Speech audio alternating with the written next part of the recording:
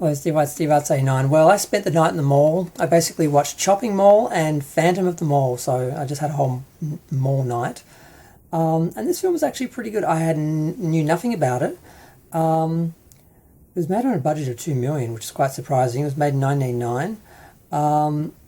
It looks like a TV movie in some ways, but I think it actually got a theatrical release.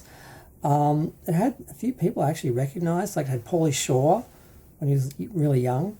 And Morgan Fairchild was playing the mayor of the town who was opening this mall and kind of had a financial investment in it. And there are a few other actors I recognised. I don't know their names. I really should have worked out what their names were. But it was fun. Basically, there's a guy and he's holding out against this mall that wants to buy his house so they can turn the whole area into a mall. He's holding out, his father's holding out, and then him and his girlfriend go to bed. They wake up and their house is on fire.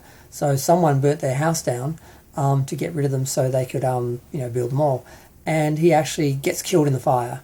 And the girl goes on, having seen the guy who actually did it, for a moment when she's sort of half conscious because she gets saved, but she sort of passes out on the lawn. Later, she and her friend start working the mall when they open it up.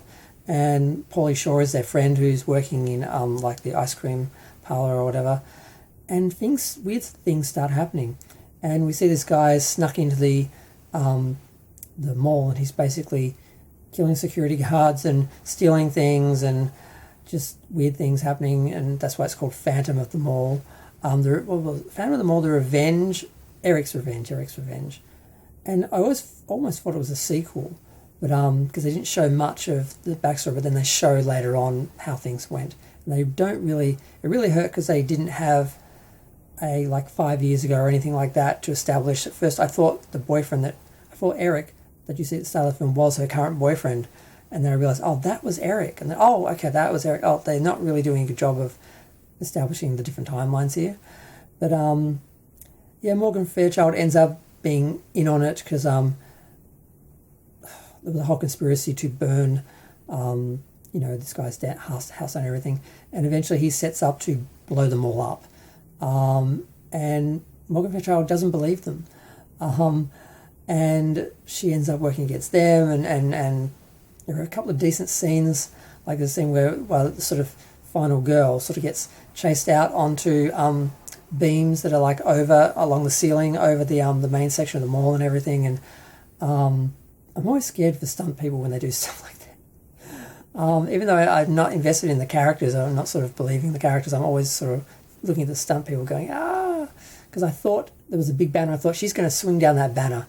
But it ended up being Eric who actually swung down on the banner and all that. But he ends up blowing up the mall. It's totally destroyed. But he ends up dead. You see him at the end. He's seriously burnt now because he gets burnt in the fire because he comes back and half of him is burnt, and I don't know why he hid, but he hid for years, and then he came back and he tries to get back with his girlfriend and that, and he sort of kidnaps her and takes her into the bowels of the mall, and they do a serious Phantom of the Opera sort of thing with him, but eventually he ends up being the bad guy because she rejects him, and then he just ends up wanting to kill her and the boyfriend, and the film ends with him lying in the rubble. And you expect his eyes to open or something, but they don't. I was expecting a Friday the 13th Part 2 ending that they didn't use, but no. So, yeah, it's weird. Because the other actor I recognised was the guy from Friday the 13th Part 6. What was his name? I can't remember his name. John Travolta's nephew or whatever. I still can't remember his name. I can see him in my head. I can see scenes from Friday the 13th Part 6, but he has the stupidest death. He, the Phantom of the Mall, throws a noose over his head and then drags him, then he puts it in the escalator, and he's like struggling as the escalator's coming up. I'm like, it's just attached to that. Okay, it's eventually going to go in and it's going to choke him, but he can just take it off. All he has to do is move forward a little bit, take it off, and then go. But he's like struggling like he can't get it off his neck, and it's pulling him up when it's actually not pulling him up because he's sitting on the escalator and he's riding up with it, and the rope is just in it. So that was stupid. And what was the other stupid death? I remember thinking, God, how did they think that would kill the person?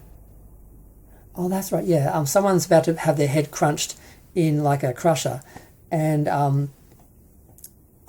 it's Eric, and he just puts his hands up and pushes the thing back up, and then the guy's fighting with, he flips him over, but then he's like, oh, and it crushes him, cuts his head off. I'm like, why couldn't he just push it up? And why is it strong enough to cut his head off, but it wasn't so strong that he couldn't just push it back up? So that made no sense. So there are a few little things like that didn't work. So some of the horror elements didn't work, but the overall Phantom of the Mole fun did work. So I did enjoy the film, and I'm glad I'm going to keep that one as well. And it's going to make my I'm creating like a list of permanent films I can keep permanently that I would watch again. And I'm trying to just sort through and get rid of all the ones that I'm watching for the sake of it that aren't worth keeping. But I'm going to go. Feel free to share, like, comment, subscribe. Let me know what you think of Phantom of the Mole. If